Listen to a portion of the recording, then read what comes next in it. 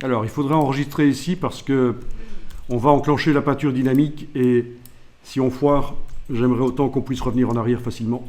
Donc, j'enregistre en changeant toujours, vous voyez le numéro.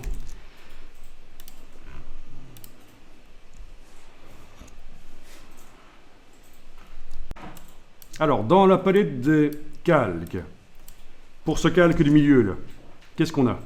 Si on ouvre, on a plein de tracés qui sont directement sur le calque. D'accord, ça c'est parce qu'on a transféré par copier. On n'a même pas de groupe en fait. C'est pas grave.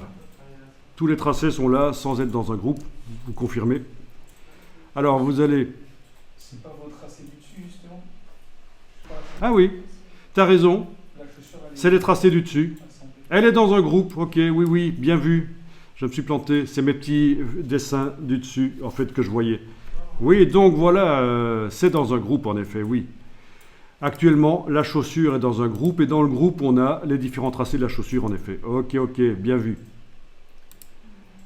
Quoi qu'il en soit, vous devez sélectionner la chaussure et uniquement la chaussure. Avec la flèche noire, vous allez cliquer sur elle. Vu qu'elle est dans un groupe, en effet, tout se sélectionne. Mes petits Rachichi du haut ne sont pas sélectionnés, mais ils sont quand même jolis. Hein. Personne ne l'a dit, hein, je suis déçu, mais c'est quand même assez génial. Je suis content de moi. Ok, donc, pour l'instant, c'est un groupe dans lequel il y a des tracés. Eh bien, on va enclencher la peinture dynamique et pour ça, vous allez dans le menu Objet, Peinture dynamique, Créer. Objet, Peinture dynamique, Créer. Vous ne voyez rien qui change sur le plan de travail. Par contre, techniquement, si je regarde ce qu'il y a dans le groupe maintenant, j'ai un groupe de peinture dynamique. Et dedans, j'ai tous les traits. Ok. Parfait.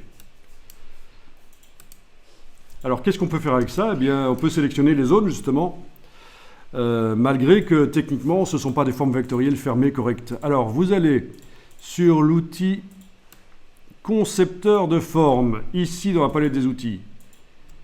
Je vous rappelle qu'il faut la palette des outils complète. Si vous avez la palette des outils qui ressemble à ceci, une espèce de minuscule nain de jardin vectoriel, ben vous n'avez pas la palette des outils complète et vous n'allez pas trouver l'outil qu'il nous faut.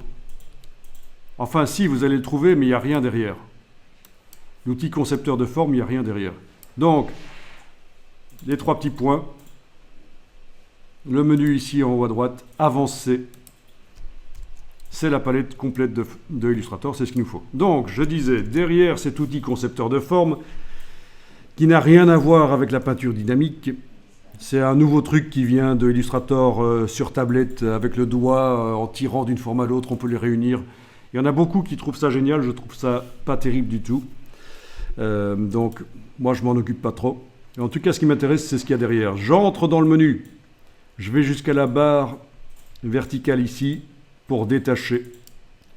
Et voilà, les trois outils sont dans une palette comme ça. Et ce qui m'intéresse, c'est l'outil de droite.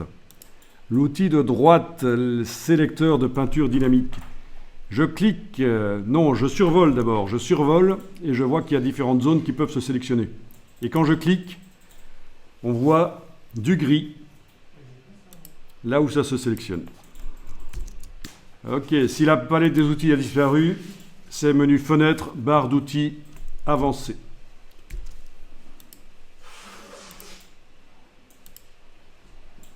Donc, outils, sélecteur de peinture dynamique. Alors, il est fort probable que chez vous, vous arrivez à sélectionner les zones, mais également les traits. Quand vous cliquez sur des traits, est-ce que vous voyez qu'ils sont en pointillés, tout poilus, comme ça? Bon, c'est pas très intéressant de sélectionner les traits ici, donc vous allez double-cliquer sur l'outil de sélection de peinture dynamique. Et dans la boîte d'options qui apparaît, vous allez pouvoir décocher contour. Au passage, vous voyez que dans ces options, si on avait affaire à des vecteurs et que ça nous empêchait de... Voilà, qui sont rouges et que ça nous empêche de bien les sélectionner. On peut changer ici la manière dont la zone de sélection apparaît, mais ça marche bien comme ça, on ne va pas changer. Juste décocher contour, pour être certain de ne pas sélectionner des contours par erreur. Et là, impossible de sélectionner des contours du coup, ça ne marche plus. Donc ce qui nous intéresse, c'est sélectionner des zones, c'est bon.